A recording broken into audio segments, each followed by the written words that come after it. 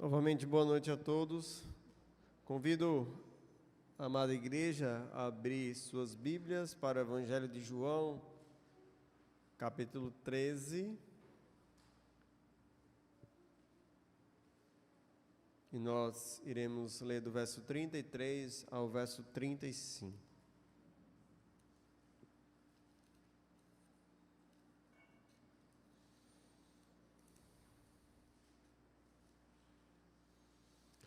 Evangelho de João, capítulo 13, verso 33 ao verso 35. Leamos a palavra de Deus. Filhinhos, ainda por um pouco estou convosco, buscar-me-eis, e o que eu disse aos judeus também agora vos digo a vós outros, para onde eu vou, vós não podeis ir. Novo mandamento vos dou, que vos ameis uns aos outros, assim como eu vos amei. Que também vos ameis uns aos outros.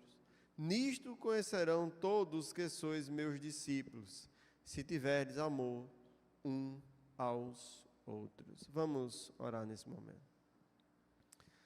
Querido Deus, reconhecedores, Senhor, da Tua misericórdia e graça sobre nossas vidas, louvamos, Senhor Deus, a Ti pelo nosso Senhor Jesus, louvamos a Ti pela graça que nos salvou e queremos, Senhor Deus, ser gratos por podermos abrir livremente a Tua palavra e podermos, Senhor Deus, anunciá-la. Queremos, Pai querido, pedir o cuidado e a direção do Teu Espírito para que, Senhor Deus, possa nos auxiliar nessa missão tão importante, Senhor Deus, quer falar sobre as verdades contidas nas Escrituras. Muito obrigado, querido Deus, por a oportunidade. Prepara a tua igreja, prepara todos os nossos corações para a instrução da palavra. Em Cristo Jesus, nosso Senhor. Amém. Meus amados, nós estamos estudando, os últimos momentos da vida do nosso Senhor Jesus, e os ensinamentos que o Senhor Jesus deixou para os seus discípulos.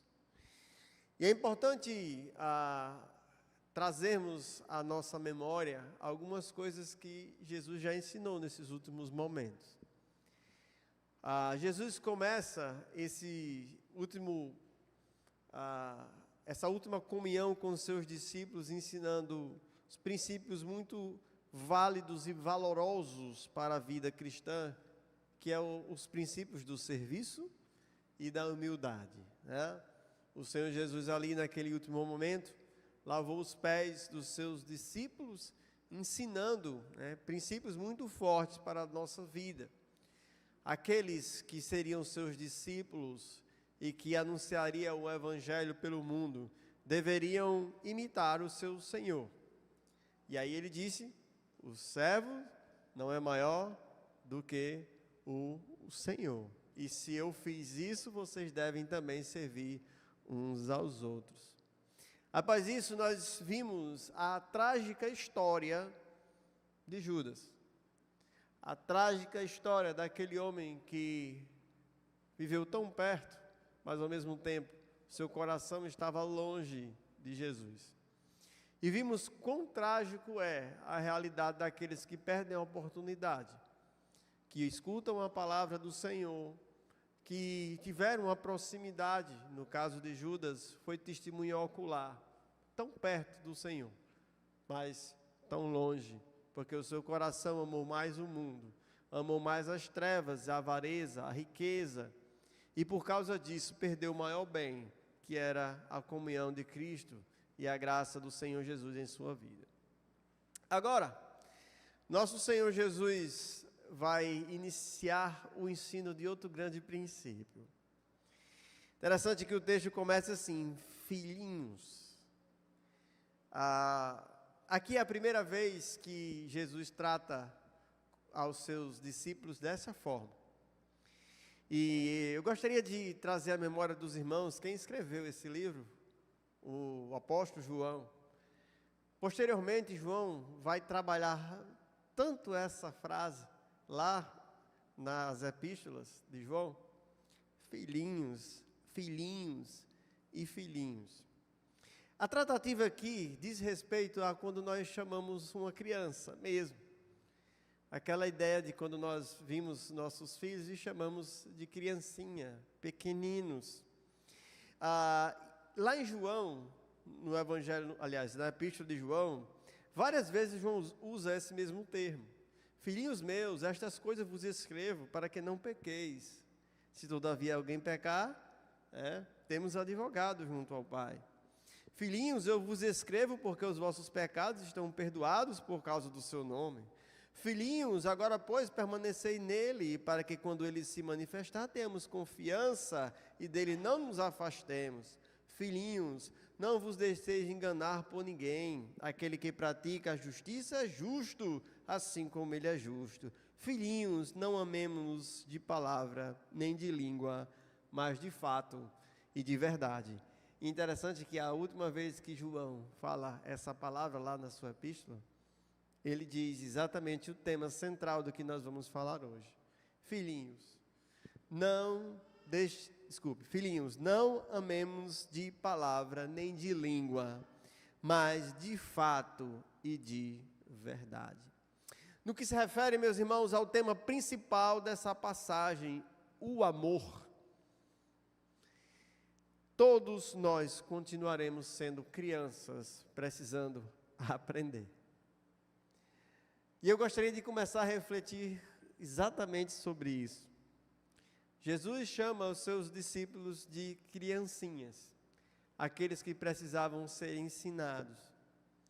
E no que se refere ao tema amor, eu digo, meus irmãos, que sempre seremos crianças em relação a aprender o que é amar o próximo. John Wesley, certa vez, disse a seguinte frase: cuidado para não ser engolido pelos livros. Uma grama de amor vale mais do que 1 quilo de conhecimento.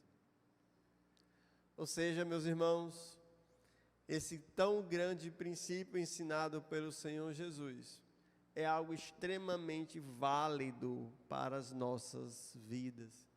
E eu gostaria que hoje nós abríssemos o nosso coração para o que Jesus quis ensinar com filhinhos.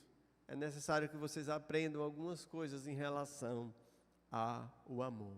Contudo, veja que no versículo 33, abramos aí, Jesus, antes de falar sobre o amor, Jesus introduz uma verdade dura, algo que impactaria drasticamente a forma que aqueles discípulos viveriam daqui para frente. Veja, versículo 33, filhinhos, ainda por um pouco estou convosco, buscar-me-eis, e o que eu disse aos judeus, também agora vos digo a vós outros, para onde eu vou, vós não podeis ir. Agora, aquilo que Jesus disse tantas vezes para os judeus, de forma acusativa e exortativa, no sentido de que eu estou aqui como luz, e vocês estão deixando de enxergar a luz, e vocês não me acharão mais. Na perspectiva de juízo. Agora, para os seus discípulos, Jesus também fala a mesma coisa. Mas a ênfase aqui é outra. A ênfase é aqui, aquela proximidade. Aquela comunhão tão próxima com o Criador estava para ser encerrada. Veja que quando nós vemos a evolução de João nesse sentido, lá no capítulo 7, versículo 33, Jesus disse Jesus, ainda por um pouco tempo eu estou convosco, e depois irei para junto daquele que me enviou. Jesus anuncia 6 meses antes isso aqui, tá certo? Na festa dos tabernáculos. Os irmãos devem estar lembrados sobre essas mensagens. No capítulo 8, versículo 21, novamente Jesus anuncia essa realidade. De outra feita lhe falou dizendo, vou retirar-me e vós me procurareis, mas perecerei no vosso pecado, para onde eu vou vós não podeis ir. Aqui na perspectiva acusativa de Jesus em relação àqueles que estavam rejeitando a ele. capítulo 12, versículo 35, respondeu-lhe Jesus: ainda por um pouco a luz está convosco. Andai enquanto tendes a luz, para que as trevas não vos apanhem. Quem anda nas trevas não sabe para onde vai. Jesus anunciou para o mundo que estava rejeitando que ele estava prestes para ir. E aquela luz que estava sendo testemunhada através de tantos sinais, já não estaria mais entre eles. E a ênfase de João, desde lá do primeiro capítulo, que o mundo rejeitaria esta luz, porque amaria mais as suas obras más. Contudo, meus irmãos, os discípulos de Jesus também passariam por essa perda de Jesus. Agora, não faltava mais muito tempo. Nós vimos aqui Jesus anunciando isso 6 meses antes. Agora, estamos a poucas horas da separação, para sempre, no que se refere à vida terrena de Jesus, dos seus discípulos. Quando nós estudamos o livro de João, vamos ver que poucas horas depois Jesus é preso. E no outro dia, Jesus é morto. E aí, por que não era possível? Em que aspectos não era possível mais estar com Jesus? Em 2 aspectos importantes. Primeiro, a cruz. A cruz era um local que ninguém poderia ir sem ficar lá retido. Interessante que quando nós falamos sobre a cruz e falamos o terror da cruz, meus irmãos, não é simplesmente por causa da punição hedionda que era ela. Mas a cruz revelava o nosso pecado ali. E nenhum de nós podia ir para a cruz com Jesus. Porque se nós fôssemos para a cruz, nós ficaríamos retidos pela morte. Por isso, ninguém poderia ir para onde Jesus iria. Agora, tem outro local também que ninguém poderia ir, em que nenhum de nós hoje conhece esse local, que é para onde Jesus foi depois que foi assunto ao céu. Jesus foi morar junto com Deus. E é por isso que Jesus agora está dizendo para os seus discípulos: olhe, vocês não me acharão mais, porque eu vou para a casa de meu Pai. Certamente Jesus promete, e vai ser uma mensagem posterior que nós falaremos, a grande promessa do céu. Mas havia algo que deixava aflito o coração dos discípulos, que agora eles não podiam mais acompanhar do lado o seu mestre. É interessante que Pedro não consegue entender bem isso, e diz: olha, Senhor, eu vou para onde o Senhor for, eu dou até a própria vida pelo Senhor. E nós vamos estudar isso um pouco mais posteriormente. Jesus vai ensinar a ele que não era bem assim, que para onde Jesus ia, ninguém podia ir, só ele mesmo. Meus irmãos, isso nos ensina muitas coisas. Nos ensina muitas coisas porque somente Jesus poderia ir para a cruz. Ninguém mais poderia ir para a cruz sem ficar retido na morte. Jesus foi para a cruz nos substituir. Jesus foi para a cruz porque todos nós estávamos já condenados. Nós já estávamos retidos pela morte espiritual e não podíamos mais morrer segunda vez, porque senão nós ficaríamos retidos na morte e para sempre afastados de Deus. E é por isso que Jesus tomou o nosso lugar e morreu por nós. E essa mensagem que Jesus fala para os seus discípulos, Jesus queria mostrar para os seus discípulos a importância de compreender a exclusividade da obra da graça. Ninguém podia fazer nada, somente o próprio Jesus. Agora, o que é que ajudaria a estes que ficariam sem a presença de Cristo? O que é que esses discípulos precisavam tanto aprender para poderem viver sem a presença do Senhor Jesus. Sabe o que é, meus irmãos? Versículo 34. E nós vamos entrar no tema de verdade da nossa mensagem de hoje.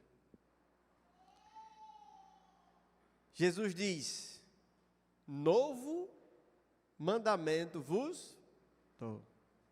Preste atenção, Jesus está anunciando que ia deixar eles sozinhos. Mas Jesus agora coloca um grande ensinamento, algo que eles precisariam quando eles estivessem sem a presença do Mestre. E como nós já estamos por dentro do que vai acontecer, o que é que nós precisamos? Tanto sem a presença de Jesus aqui, precisamos amar uns aos outros. Jesus apresenta a ideia de um novo mandamento. E eu gostaria de agora detalhar um pouco mais sobre essa ideia do novo mandamento. No Evangelho de João, essa palavra é usada em 3 situações diferentes. Lá em João 11:57, na perspectiva de um mandamento legal ou de uma obrigação, veja só, João 11:57, ora, os principais sacerdotes e os fariseus tinham dado uma ordem. Essa palavra ordem é a mesma que foi usada lá. É a ideia de uma obrigação legal. Lá em João 10:18 também fala sobre essa mesma palavra. Ninguém a tira de mim, pelo contrário eu a dou, eu espontaneamente a dou. Tenho autoridade para entregar e também para reavê-la. Este mandado, a palavra aí é a mesma que foi usada lá. Ou seja, esse mandamento, esse mandado eu recebi do meu Pai. O sentido que essa palavra foi usada aqui é o sentido de instrução, né? Ou seja, um mandado e uma instrução de Deus para o Senhor. A primeira era uma obrigação legal. Entretanto, essa terceira, ela tem um sentido diferente. Essa terceira que nós vimos, novo mandamento vos dou. Essa palavra significa preceito. Ou seja, o que Jesus estava dizendo é que um novo preceito eu vou dar a vocês agora. O preceito é uma regra que vai ser ilustrada pela própria vida do Senhor Jesus. O Senhor vai ilustrar através da sua própria vida esse tão grande preceito que ele chama do novo preceito ou do novo mandamento. Às vezes essa palavra nos confunde, porque nós queremos fazer uma ligação com a ideia do Velho Testamento, né? Mas isso não significa a ideia do Velho Testamento, ok? Aqui o que Jesus está dizendo é, eu vou mostrar agora um preceito novo. Mas a palavra novo aqui, ela também é uma palavra especial. Existem 2 palavras que são usadas para novo no Novo Testamento. Uma que diz respeito à ideia de novo a título existencial, né? E a outra, a novo no sentido de qualidade, no sentido qualitativo. Como, por exemplo, não necessariamente aquilo nasceu agora, mas tomou uma funcionalidade diferente, qualitativamente melhor do que a anterior. Por exemplo, a Bíblia fala que Jesus teve um túmulo novo, não é assim? Que ninguém tinha usado. Na verdade, esse túmulo já existia lá há muito tempo. Ele tinha sido criado há muito tempo, cavado há muito tempo. Mas, naquele momento, aquele túmulo ganhou uma funcionalidade especial, que era o túmulo provisório do Criador de todas as coisas. Agora aqui, Jesus disse, novo mandamento vos dou. Um preceito que não é um preceito existencialmente novo, mas agora ele terá uma couraça diferente, qualitativamente novo, para que nós possamos viver aqui nesta terra. Totalmente desejável, algo que agora é límpido e maravilhoso, e muito mais claro do que no passado, porque agora ele é ilustrado perfeitamente através do próprio Senhor Jesus. O próprio Senhor Jesus agora vai ilustrar perfeitamente esse novo preceito. Agora, Lá no Velho Testamento não mandava que os judeus, os israelitas amassem uns aos outros? Não mandava assim. Quando a gente abre lá em Levítico, capítulo 19, versículo 18, lá em Levítico 19, 18, diz isso aí. Não te vingarás, nem guardarás ira contra os filhos do teu povo, mas amarás o teu próximo como a ti mesmo. Então, qual era a novidade? Qual era a novidade do novo mandamento ou do novo preceito? Abramos aí para capítulo 13, versículo 34.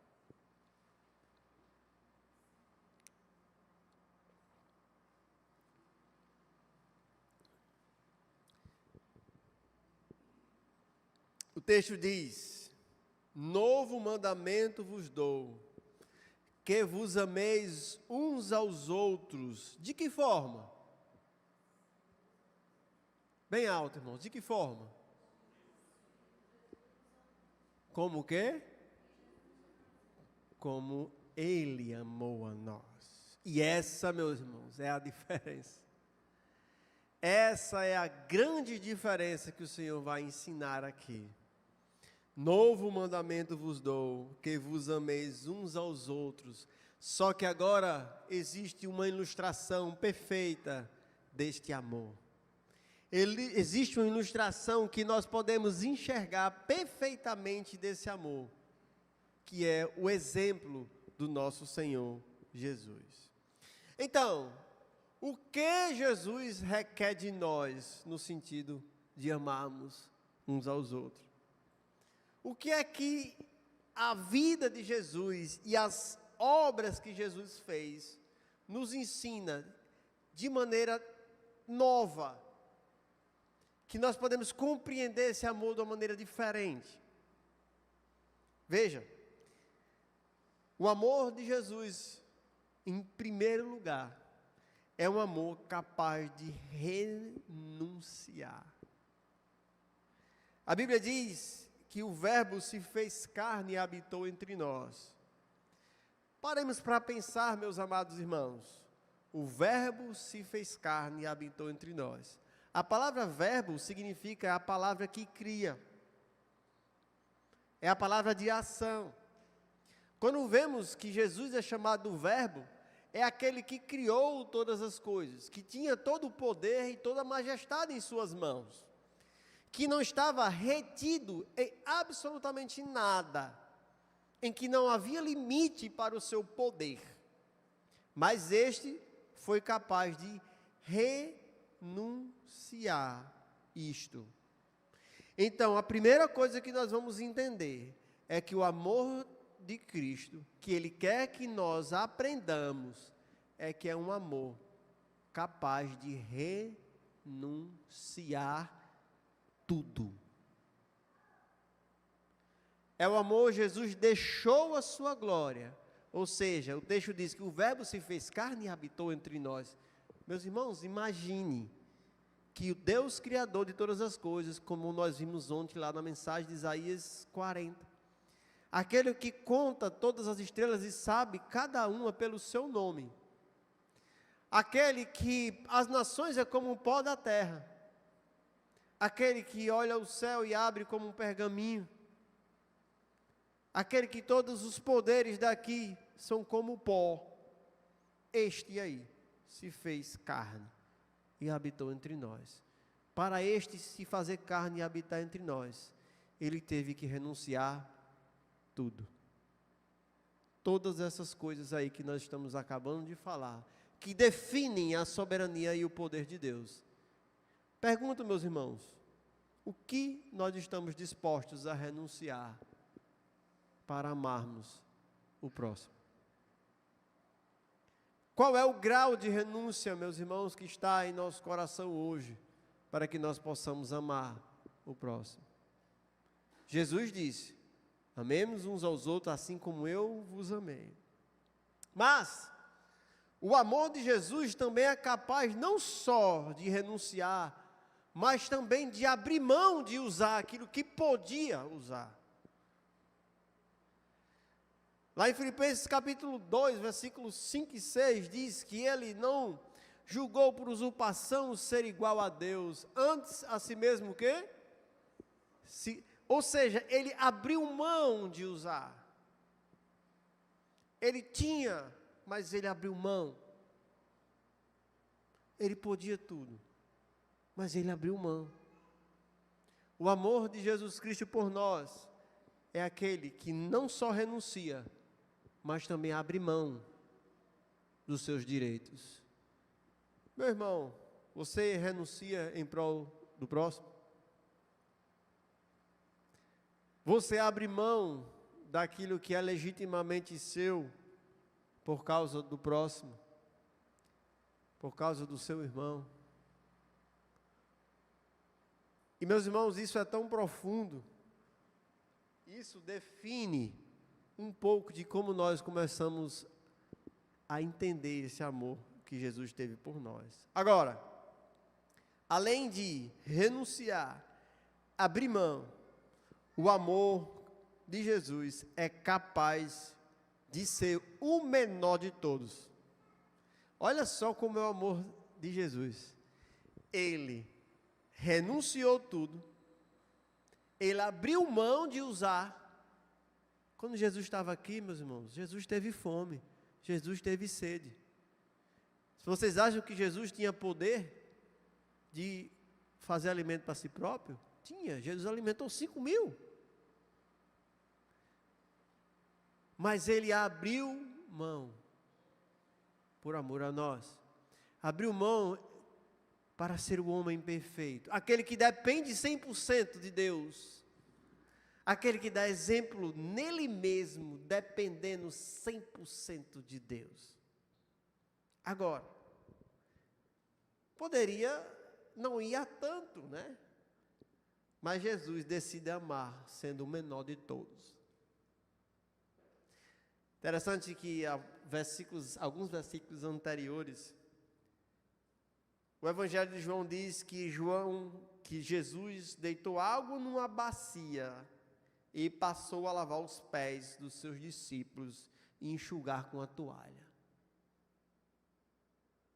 Ou seja, não só ele renunciou, não só ele abriu mão, mas ele decidiu ser o menor de todos por amor a nós.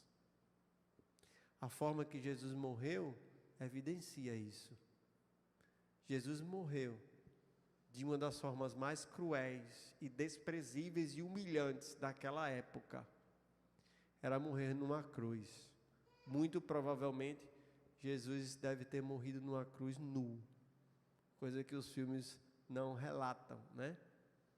Então Jesus não só renunciou, abriu mão, mas ele foi o menor de todos.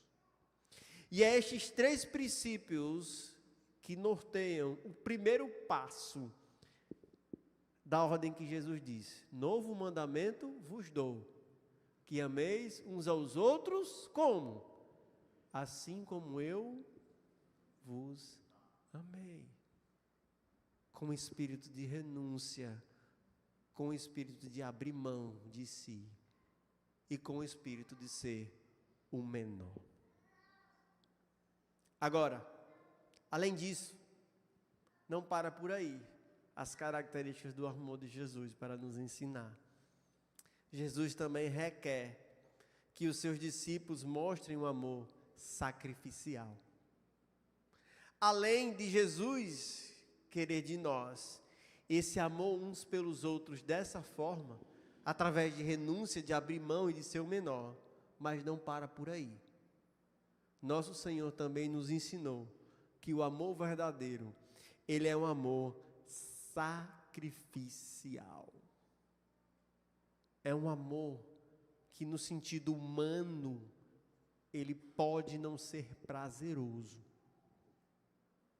Porque o amor bíblico não é um sentimento. O amor bíblico é uma decisão de fazer a vontade de Deus. Esse é o amor bíblico. João capítulo 15, versículo 13 diz assim: ninguém tem maior amor do que este. Qual é esse amor? De dar a alguém a própria vida em favor dos seus amigos. Então, o amor de Jesus por nós, que Ele quer que nós tenhamos pelo nosso próximo, é um amor sacrificial. Hoje pela manhã nós estávamos estudando, que aqueles irmãos ali da Epístola de Hebreus, eles estavam dispostos a dar os seus próprios bens em favor dos outros. Ou seja, um amor que não mede custo. O amor de Jesus por nós não é um amor por medida. É um amor que custa caro de verdade. O amor de Jesus por nós custou todo o seu sangue. Custou a humilhação completa de um homem que nunca errou. Custou a condenação de um justo. Custou caro. Muito caro. Foi sacrificial. Além disso, o amor de Jesus, ele negou a si mesmo. Quando Jesus está lá no Getsêmani, Jesus diz o quê? Senhor, se possível, passa de mim esse cálice. Era difícil, era angustiante aquela situação, mas Jesus nega a si mesmo. Contudo, não seja feita a minha vontade, mas seja feita a vontade do Pai. Além de um amor que não mede custo, o amor de Jesus, ele nega a si mesmo. O amor de Jesus também está acima da dor. Jesus, depois de ter sido espancado com chicotes, provavelmente chicotes que arrancavam parte da sua pele, carregando aquela cruz pesada até o Gólgota.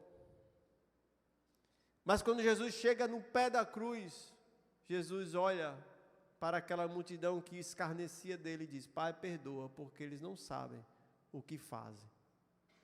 Então o amor de Jesus, ele está acima da dor. E é por isso que quando o apóstolo Paulo escreveu a Epístola de Coríntios, ele diz: o amor tudo sofre, tudo crê, tudo espera, tudo suporta. Este é o amor de Cristo. Mas acima disso, meus irmãos, é o amor que Cristo disse que nós tínhamos que ter pelos outros. Porque quando nós olhamos para Cristo e vemos Ele nos amando assim, é tão bom e tão maravilhoso. Que bom é o amor do Senhor por nós.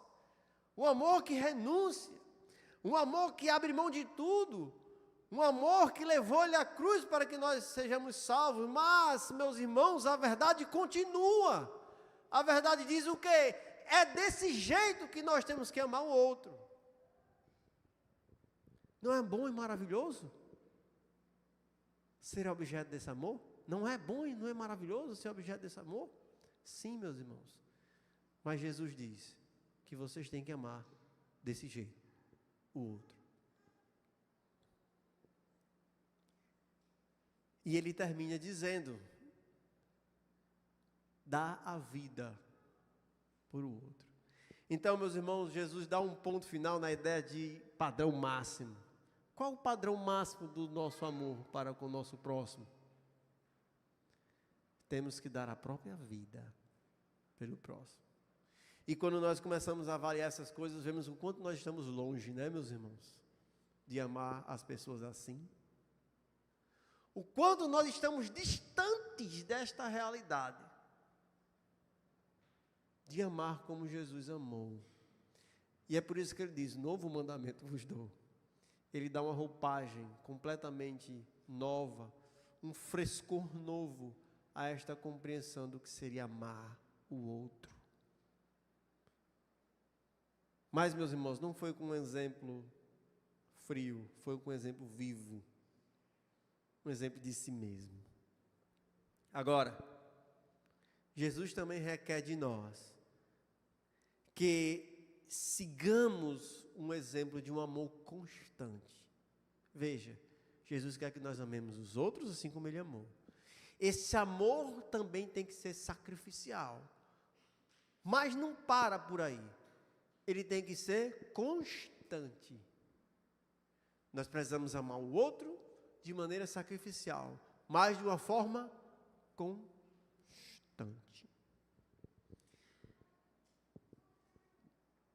Quando nós vemos o primeiro versículo desse capítulo, ele diz assim, dá uma realidade muito forte sobre isso que a gente está dizendo. Ora, antes da festa da Páscoa, sabendo Jesus que era chegada a sua hora de passar desse mundo para o Pai, tendo amado os seus que estavam no mundo, amou até quando?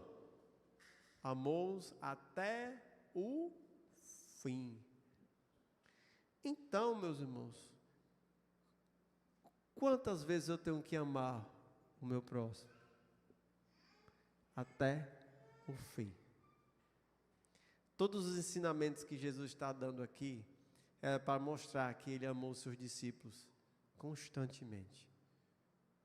E preparou os seus discípulos para estarem sem a presença dEle. Nós vimos a primeira coisa que Ele ensinou, humildade e serviço. A segunda, um amor conforme o amor dEle. O amor é um exercício constante. O amor, meus irmãos, por não ser um sentimento, por não ser algo que está borbulhando dentro dos corações e do ventre das pessoas, o amor é uma decisão de obedecer a Deus. Então o amor é aprendido dia a dia. Todos os dias nós temos a oportunidade de aprender a amar as outras pessoas, de amar os nossos irmãos, de amar a nossa esposa, de amar os nossos filhos, mas de amar também aqueles que nos odeiam. Porque se nós amarmos só aqueles que nos amam, seremos como os publicanos, como os gentios que amam reciprocamente. Mas o amor de Jesus é o amor lá de Romanos capítulo 5. Porque Deus prova o seu amor para conosco pelo fato de ter Cristo morrido por nós, sendo nós bonzinhos e maravilhosos, sendo nós pecadores que não queríamos a luz, que amávamos toda a qualidade de desejos imundos. Foi esses aí, nós, que Jesus amou. Além disso, o amor de Jesus, além de ser constante, de ir até o fim, até a sua morte, mas também o amor de Jesus, que Ele nos ensina, rompe a barreira da primeira tentativa. Quantas vezes, meus irmãos, nós passando por problemas aqui, a gente escuta, mas eu já tentei. Pois é, o amor de Jesus, que Ele quer nos ensinar, Ele rompe a primeira tentativa. Ele vai para a segunda, para a terceira, para a quarta, a de eterno. Meus irmãos, temos que amar os outros até o fim, como Jesus nos amou. Mas também, lembra que Jesus chamou seus discípulos de quê lá no início? Lembram? De criancinhas. Na prática do amor, meus irmãos, sempre seremos criancinhas. Na prática do amor, nós sempre seremos imaturos.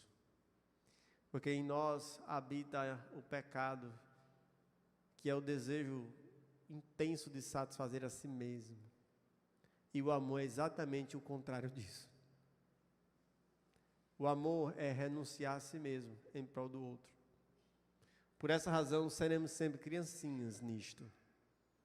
Precisaremos sempre estar desafiando nosso coração e nossa mente.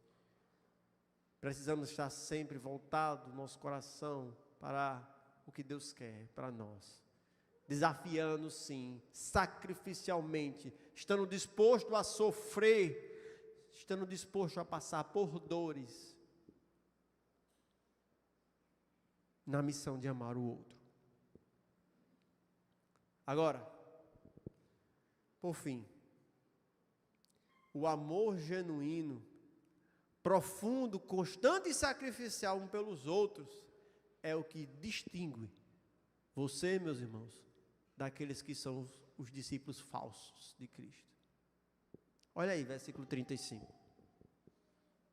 Versículo 35 diz assim: nisto conhecerão todos que sois meus discípulos, se tiveres amor uns pelos outros. Como é que conhecerão que são os discípulos de Cristo? Como? O que é que identifica? O que é que nos difere dos falsos discípulos de Cristo? Porque os verdadeiros discípulos de Cristo, eles amam uns aos outros. Eles estão empenhados em imitar o seu mestre. Estão completamente empenhados nisto.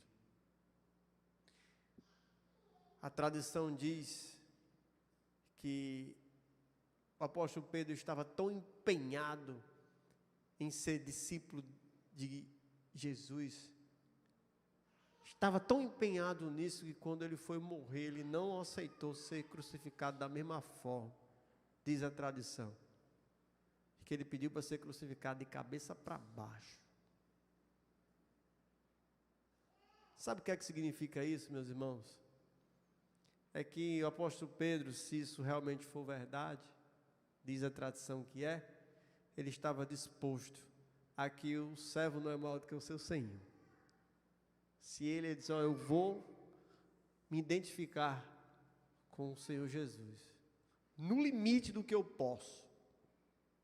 Pois é, nós não fazemos muito, nem perto, dessa atitude de coração, de estar disposto a se identificar com Cristo nesse nível, em um nível sacrificial, é um nível que realmente esteja disposto a abnegar-se de si mesmo, em detrimento do outro. Interessante que lá em 1 Pedro, capítulo 1, versículo 22, fala que o amor é a identidade marcante do cristão. Diz assim: tendo purificado a vossa alma pela obediência à verdade, tendo em vista o amor fraternal não fingido, amai-vos de coração uns aos outros ardentemente. O apóstolo Pedro diz: tendo purificado a vossa alma pela obediência. Veja, o princípio da obediência, não do sentimento, não de algo que mova você a isso, mas o conhecimento da vontade de Deus para nossas vidas. Tendo visto o amor fraternal não fingido, amai-vos de coração uns aos outros ardentemente. O amor é a identidade marcante de nós que estamos em Cristo. Veja, Jesus disse: nisto conhecerão todos que sois os meus discípulos. E, meus irmãos, é muito mais fácil nós entrarmos nas igrejas e nós vemos o contrário. Nós vemos os irmãos brigando por disputa de opinião, os irmãos discutindo coisas tão fúteis, onde Jesus disse que o que identifica os cristãos é que eles amam uns aos outros. Meus irmãos, isso é vergonha. Isso é uma vergonha. Toda vida que nós estivermos nos degladiando, nós devemos lembrar que quando nós estamos fazendo isso, nós estamos perdendo a identificação com Cristo. Nós estamos perdendo a identificação do ser cristão, porque aqueles que são os verdadeiros discípulos são conhecidos por amarem uns aos outros. A Bíblia diz algo muito interessante sobre o amor. Romanos 13, 8. Convido os irmãos a abrirem Romanos 13, 8.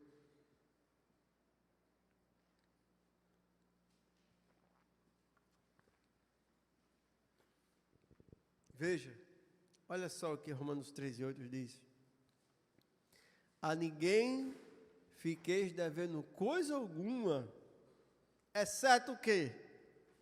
O amor, com que vos ameis uns aos outros. Pois quem ama o próximo tem cumprido a lei. Ou seja, o amor é uma dívida que o discípulo de Cristo tem para o resto da vida. Meu irmão, você é discípulo de Cristo. Você tem uma dívida com todas as pessoas. Você tem uma dívida com todos. É amar estas pessoas. É interessante que o historiador Tertuliano, ele escreveu isso há mais ou menos 200 depois de Cristo. Ele fala algo muito interessante sobre o caráter daqueles cristãos do primeiro século. Ele dizia assim: mas são principalmente os feitos de um amor tão nobre que levam muitos a colocar uma marca em nós. Vejam, eles dizem como eles se amam, pois eles mesmos são movidos por ódio mútuo. Isso ele está dizendo o seguinte: olha, as pessoas, olha como eles se amam, e nós o odiamos, mas eles continuam se amando. Mas veja mais, vejam como eles estão dispostos mesmo a morrer uns pelos outros. Naquela realidade lá do primeiro século, onde os cristãos estavam sendo mortos, Tertuliano escreve dizendo assim: algo esquisito e estranho. Eles estão dispostos para morrer uns pelos outros. Será, meus irmãos, que nós estamos dispostos a morrer uns pelos outros? Será que isso nos identificaria melhor com o nosso Senhor Jesus? Eu gostaria de que nós refletíssemos as aplicações desse pequeno estudo de hoje. Primeiro, Jesus nos ensina um grande preceito, que esse preceito é que nós devemos amar uns aos outros, não de qualquer forma, mas seguindo o exemplo dele, o exemplo do próprio Senhor Jesus. O novo preceito significa a nova roupagem desse amor, baseado no exemplo maior do Senhor Jesus. Mas também, o que é que Jesus requer de nós nesse intento? Jesus quer que nós amemos de maneira sacrificial, de maneira constante, e que esse amor nos ajude a carregar a identidade de Cristo pelo mundo afora. E assim, nós viemos constranger o mundo pela forma que nós nos amamos. Amém? Deus aplique essa palavra em nossas vidas.